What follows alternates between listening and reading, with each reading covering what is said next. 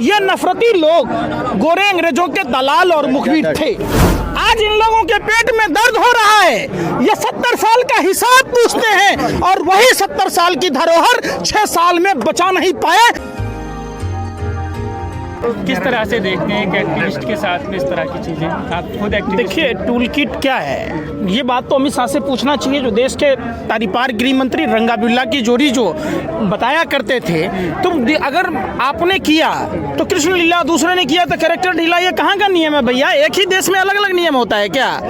और आप तमाम जो घटनाएं देश में देखेंगे, पामला गोस्वामी के पास में 100 ग्राम कोकीन पाया गया, जो कैलाश विजयवर्गीय का करीबी राकेश सिंह का नाम बराबर लेती रही हैं, चाहे आईएसआई का एजेंट ध्रुव सक्सेना की बात हो, जो कैलाश विजयवर्गीय का सहयोगी है, जो हथियारों का सप्लायर है, जो भाजपा के टिकट पर श्रीनगर में चुनाव लड़ा था, या पुलवामा की घटना का भी जिक्र कर सकते हैं, जो डीएसपी देवेंद्र सिंह पर आखिर कार्रवाई क्यों नहीं होती? सैटेलाइट ये बता देता है, तो वो सैटेलाइट ये क्यों नहीं बताता कि जब हमारे आर्मी के लोग, सीआरपीएफ के अधिकारी जब हवाई यात्राएं मुहैया कराने की बात कह रहे थे, तो उनको बगैर बुलेट प्रूफ बस किसने मुहैया कराया?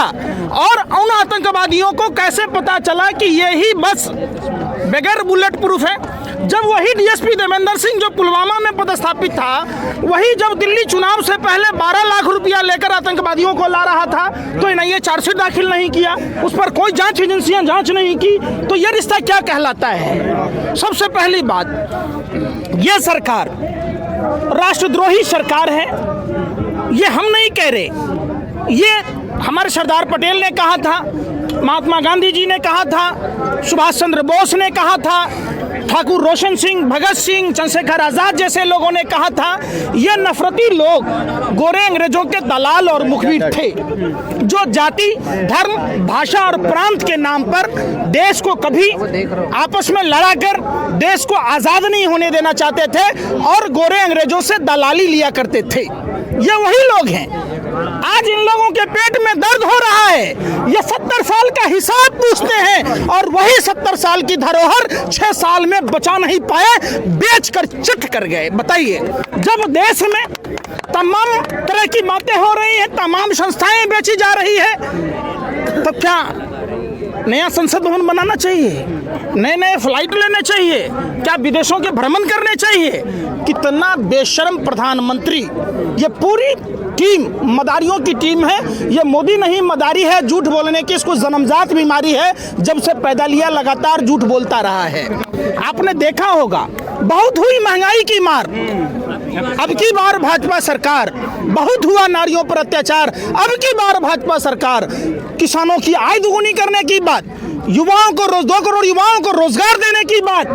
अब तो इतने शर्म की बात है कि प्रधानमंत्री के गोद लिए हुए गांव में पंचायत चुनाव भाजपा के उम्मीदवार हार जाते हैं। इससे बेहद शर्मनाक बातें क्या हो सकती है? जो प्रधानमंत्री हर सांसद को 5 गांव आदर्श गांव बनाने की बात कह रहे थे, उनके बनारस लोकसभा क्षेत्र में सरपंच का चुनाव हार गए उम्मीदवार। तो इससे बेहद शर्मनाक बातें क्या हो सकती है? तमाम जो बातें प्रधानमंत्री जी बोला करते थे या भाजपा आरएसएस के लोग बोला करते थे, उनके सहयोगी लोग अमिताभ बच्चन, अक्षय कुमार, महंगाई के मुद्दे पर साइकिल निकाल लेना चाहिए, अनुपम खेर। अब इन लोगों को मुंह से जबान, हलक से जबान नहीं निकल रहा है। वो कानिया बाबा कहाँ हैं? 2.25 आंख वाला बाबा रामदेव, जो हर गांव को 200 करोड़ रुपए देने की बात कह रहा था, हर गांव को ब्रिटेन और अमेरिका से आगे ले जाने की बात कह रहा था, जो काला धन का 500 रुपए की गड्डी का सीढ़ी बनाकर स्वर्ग तक जाने की बात कह रहा था, उतर जाने की बात कह रहा था। इन लड़कों में ठेलम ठेली कर रहे कन्या। अरे आ जाओ, 2.25 आंख वाला बाबा रामदेव अपने 2.25 से 2 नहीं कर पाया, तो देश की जनता को क्या? कोरोनिल का अब सुनिए, देश हित में है। अरे सब देश हित में है। कोरोनिल के दवा हर्षवर्धन जी या नितिन गडकरी जी जब लॉन्च किए थे, देश हित में है। हिमालय की गोद से नमक निकाल के लाए, उसमें एक्सपायरी डेट लिखा रहता है, वो देश हित में है। देश हित में गौमूत्र बेच ले रहे। देश हित में ये नहीं है कि आदमी के पास रोजगार के साधन नहीं है। कभी मोदी जी युवाओं से बात करते, रोजगार दो, मन की बात में तो आते ना। मन की बात अगर किए होते तो जिसकी मांग में सिंदूर भरे बेचारी जसोदा बहन जी को क्या बना दिया? न वो कुमारी है, न सुहागन है, न विधवा है। वैसे ही देश बना हुआ है। और यही हाल किसानों के बिल का भी होगा।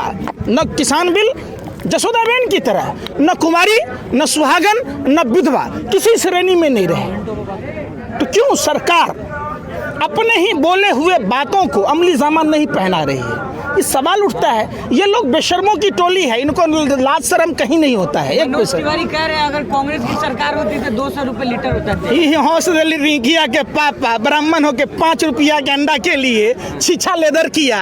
उस नाचने गाने वाले नचनिया बजनिया से बात करते हैं।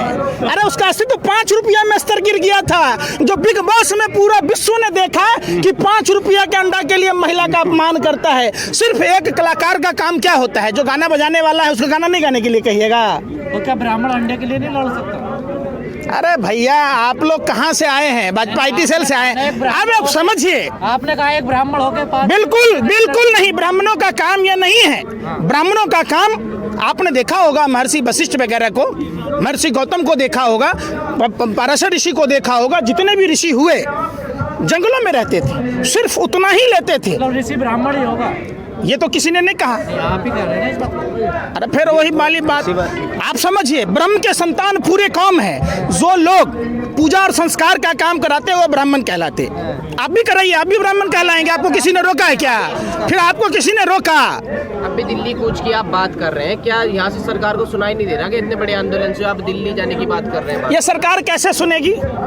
ईवीएम जो चुनाव आयोग से गायब हुए करीब 2 लाख के करीब, वो ईवीएम कहाँ है? और जो ईवीएम मेंटेनेंस कंपनियां हैं वो भाजपा सांसदों के ही हैं। दूसरी बात, आपने अभी पांडिचेरी का सरकार देखा होगा। चुनी हुई लोकतांत्रिक सरकार को ये पैसे के बदौलत खरीदते हैं, तो इनको जनता जनार्दन से कोई मतलब है ही नहीं। आपने मध्य प्रदेश में देखा होगा, आपने गोवा में देखा होगा, आपने गुजरात में देखा होगा, आपने कर्नाटक में देखा होगा। तो ये सरकार अगर सुनती, गूंगी बहरी नहीं होती, तो क्या किसान भाई इतने दिन से बैठते? कूच करके सुन लेगी, दिल्ली कूच करोगे तो सुन लेगी। क्यों नहीं सुनेगी? कलेजा पर कोदो दरिएगा तभी ना सुनेगी। अभी कोदो न दरा रहा है, दूर से बोला जा रहा है, इसलिए नहीं सुन रही। कृषि मंत्री कह रहे हैं सर, कृषि मंत्री कह रहे हैं कि ऐसे भीड़ इकट्ठा करने से कोई कानून वापस नहीं होते हैं। देखिए, ये लोग वही लोग हैं, ये लोग हमेशा भीड़ का हिस्सा बनकर भीड़ को अनियंत्रित करते हैं, भीड़ को बदनाम करते हैं। जो लोग देश हित में बात करते हैं उनको बदनाम करने का कोशिश करते हैं। लगातार आपने देखा होगा। तो भीड़ क्या, ये भीड़ आपको नजर आ रहा है? ये स्वेच्छा से आए हुए लोग हैं जो अपनी अपनी खेती की विरासत को बचाना चाहते हैं। देश को दूसरी गुलामी की ओर जो जा रहा है देश, ये अंबानी अडानी की दलाली में जो देश को गुलामी की ओर ढकेला जा रहा है। ईस्ट इंडिया पार्ट 1 की सरकार जैसे गुलाम बनाई थी देश को, ऐसे ईस्ट इंडिया पार्ट 2 के लोग बनाना चाह रहे हैं। इसको देश बचाने की लड़ाई है। और ये लोग कुछ भी बोलते हैं, इनका तो क्या है, मुंह में राम बगल में छुरी। संजीव बालियान लोगों को समझाने के लिए जा रहे हैं गांव-गांव, लेकिन वहां पर जो उनका कुछ लोग विरोध कर रहे हैं तो उन पर हमले हो रहे हैं। कैसे देखते हैं इस घटना को? देखिए, समझाने नहीं जा रहे हैं। मदारी को आपने देखा होगा, मदारी खेल दिखाता है। भाजपा पूरी मदारियों की टोली है।